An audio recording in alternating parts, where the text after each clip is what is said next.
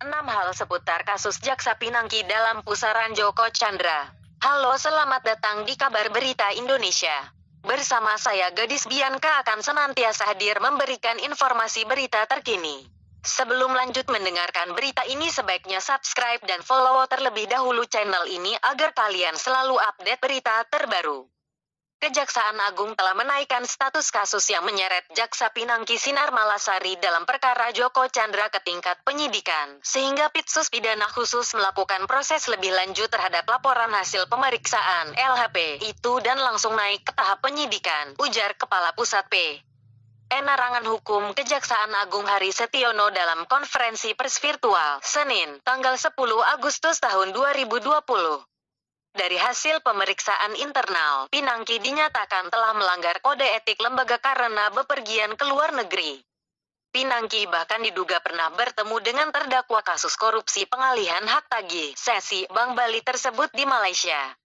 Berikut ini jejak perjalanan kasus Pinangki dalam pusaran perkara Joko Chandra. 1. Izin ke luar negeri 9 kali sepanjang 2019.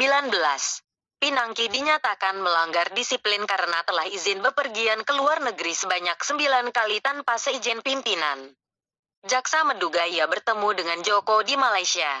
Prasangka itu meruak seusai foto dirinya bersama Jo dan pengacara Anita Kolopaking beredar di media sosial. Masyarakat Anti Korupsi Indonesia, MAKI, kemudian melaporkan hal tersebut ke Komisi Kejaksaan. 2. Dicopot dari jabatan. Jaksa Agung Sanitiar Burhanuddin kemudian mencopot Pinangki dari jabatannya sebagai Kepala Subbagian Pemantauan dan Evaluasi 2 pada Biro Perencanaan Jaksa Agung Muda Pembinaan akhir Juli tahun 2020. Menurut Kejaksaan, Pinangki melanggar Pasal 3 Angka 17 Peraturan Pemerintah Nomor 53 Tahun 2010. Pasal itu menyebutkan bahwa setiap PNS wajib mentaati peraturan kedinasan yang berlaku. Selain itu, Pinangki dinyatakan melanggar Pasal 3 huruf A dan Pasal 4 huruf A Peraturan Jaksa Agung Republik Indonesia Nomor PR 067 AJF 07 2007 tentang Kode Perilaku Jaksa. Lalu, Pasal 3 huruf A mengatur bahwa jaksa mentaati perundang-undangan serta peraturan kedinasan yang berlaku. Pinangki pun disebut melanggar Pasal 4 huruf A menyebutkan bahwa jaksa dilarang menggunakan jabatan atau kekuasaannya untuk kepentingan pribadi atau pihak lain. Atas tindakannya itu, Pinangki dijatuhi hukuman dengan tidak diberi jabatan struktural atau non-job. Meski demikian, Kejaksaan Agung belum bisa memastikan apakah seluruh perjalanan Pinangki yang membuatnya kehilangan jabatan itu berhubungan dengan Joko. 3. Kejaksaan telusuri dugaan aliran dana Joko ke Pinangki. Pada tanggal 4 Agustus tahun 2020, Kejaksaan Agung mulai menelusuri dugaan aliran dana Joko ke Pinangki. Hari itu, Direktur Penyidikan pada Jaksa Agung Muda Bidang Tindak Pidana Khusus Kejaksaan Agung Febri Adriansyah mengatakan telah menerima berkas hasil pemeriksaan Pinangki terkait kemungkinan pertemuan jaksa itu dengan Joko. Sekarang sedang kami pendalaman. Setelahnya, akan kami usulkan hasil pendalaman, apakah akan penyelidikan atau tidak, ujar Febri. Terkait dugaan aliran dana, Febri menyebut tim Kejaksaan Agung juga turut mendalami hal itu. Apakah jaksa P terima atau tidak di sisi pidana, kami perdalam juga, ucap dia. 4.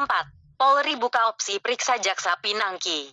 Markas Bes Polri pun membuka kemungkinan akan memeriksa jaksa Pinangki terkait kasus Joko. Ia kemungkinan bisa dimintai keterangan, ujar Kepala Divisi Hubungan Masyarakat Mabes Polri Inspektur Jenderal Argo Yuwono. 5. MAKI menyorongkan bukti dugaan perjalanan gratifikasi Joko ke Pinangki.